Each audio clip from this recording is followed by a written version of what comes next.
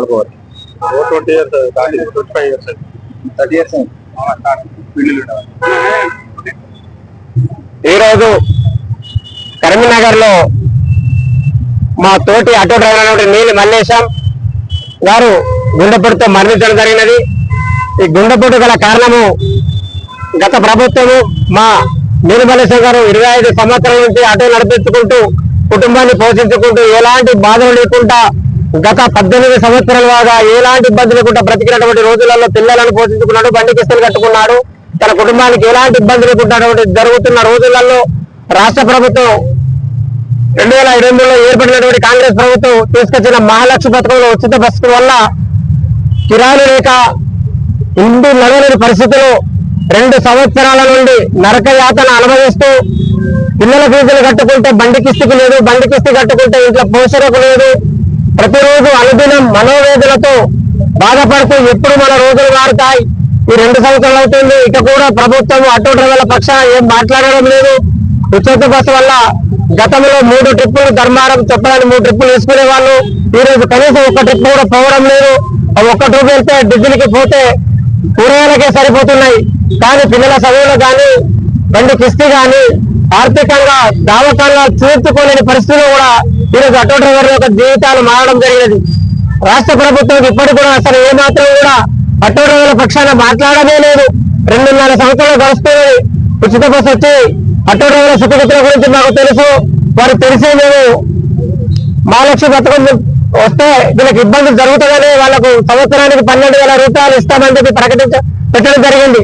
వాళ్ళు ఇస్తున్న 12,000 రూపాయలనే మేము ప్రకటించమని గత నిరసనలుగా 2 సంవత్సరాలు ఎన్నో కార్యక్రమాలు చేసిన ఇప్పటి వరకు కనీసం ఆటో డ్రైవర్లుగా 12,000 వాళ్ళు పెట్టినటువంటి మేనిఫెస్టో పెట్టిన 12,000 కూడా అమలు చేయడం లేదు.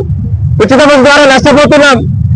ఏమన్నంటే రవాణా శాఖ మంత్రి గారు కానీ మరియు సీతక్క గారు కానీ వారి బస్సులు వెళ్ళలేకపోతున్నాయి అంటారు. ఇవాళ 40 కిలోమీటర్ల దూరం నుండి ఆటో డ్రైవర్లు సర్వీస్ చేస్తున్నటువంటి రోజులు, ఎక్కడ నుండి సిటీకి రావాలంటే ఒక 40 కిలోమీటర్ల నుంచి ఆటోల ద్వారా సర్వీస్ చేసినటువంటి రోజులు. ఇవాళ ఉచిత బస్సుల ద్వారా బస్సులు చూడండి కిటకిటలాడుతూ డ్రైవర్లకు ఎంత ఇబ్బంది అవుతుంది, కండక్టర్లకు ఎంత ఇబ్బంది అవుతుందో ప్రత్యక్షంగా మీరు చూస్తున్నారు. వాళ్ళ నిరసన కూడా చెప్తా ఉన్నారు. అంటే మీరు ఉచిత బస్సు ద్వారా వాళ్ళని కూడా ఇబ్బంది పెడతా ఉన్నారు. ఇటు మా పొట్ట కొట్టారు, మా వీపు కొట్టలేదు, మా పొట్ట కొట్టకాలని చెప్పి ఎన్నోసార్లు మీకు వినియోగించుకున్న మా కనికరం మీరు ఏమాత్రం కూడా ఆలోచించారు. దయచేసి ఇకనైనా మీరు కళ్ళు తెరిచి ఆటో డ్రైవర్ల పక్షాన ఆలోచన చేయండి. ఆటో డ్రైవర్ వాస్తవంగా నష్టపోతున్నారు అనేది మీరు ఎంక్వైరీ చేయండి. ఎన్నో రకాల ఎంక్వైరీ చేస్తారు. ఆటో డ్రైవర్లకు ఎందుకు ఇబ్బంది జరుగుతుందని ఎంక్వైరీ చేయించుకొని మా జీవితాలను కాపాడండి. ఇప్పటివరకు దాదాపు 200 మందికి పైగా ఆత్మహత్యలు చేసుకున్నారు. గుండెపోటు రావడం జరిగింది. గుండెపోటు రావడానికి మనోధైర్యాన్ని కోల్పోయి ఆర్థికంగా ఇబ్బందులై వారు ఆత్మసమయాన్ని కోల్పోయి ఆ బరువు గుండె మీద పడి గుండెపోటు రావడం జరుగుతుంది. గుండెపోటుతో కాదు వాళ్ళ కాంగ్రెస్ హత్యలే అని చెప్పి మేము భావిస్తా ఉన్నాం. దయచేసి రేవంత్ రెడ్డి ముఖ్యమంత్రి గారు స్పందించండి.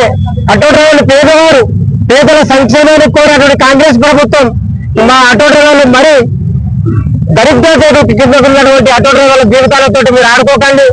దయచేసి 2.5 సంవత్సరాలు పడుతుంది. ఇప్పటికీ మా వీధులు పడ్డాయి, మా కుటుంబాలు ఆగమవుతున్నాయి. దయచేసి ఇప్పటికైనా మా కుటుంబాలు ఆదుకోవాలి.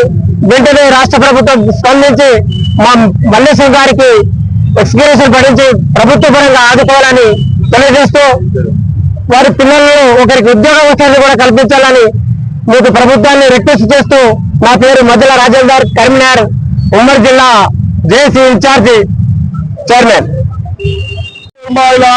చెప్పుకుంటూ మాకు చెప్పుకుంటూ అన్నది ఎన్నెలు తీసేస్తారు, ఫ్రీ బస్ ఎన్నెలు తీసేస్తారు, మనం ఎట్లా బతుకుడాలి ఎప్పుడు ఆయన కంటతడి పెట్టుకుంటూ ఇదే రంది పెట్టుకొని వాళ్ళకి గుండెపోటు రావడం జరిగింది. గుండెపోటుతో మరణించిన వాళ్ళ పిల్లలు చిన్నోళ్ళు, వాళ్ళు ఎట్లా బతుకుడు, వాళ్ళ పిల్లలు ఎట్లా బతుకుడు, అంతేంటి అంత ఘోరం చేసిర్రు. ఈ ప్రభుత్వం వచ్చి మమ్మల్ని నాశనం చేసిర్రు. ఈ ప్రభుత్వం అయ్యా రేవంత్ రెడ్డి గారు, మీకు రవాణా మంత్రి గారు, మీకు దండం పెట్టి చెప్తున్నా, ఎట్లా చేసి మమ్మల్ని ఆటో డ్రైవర్లు ఆదుకునే ప్రయత్నం చేయరు.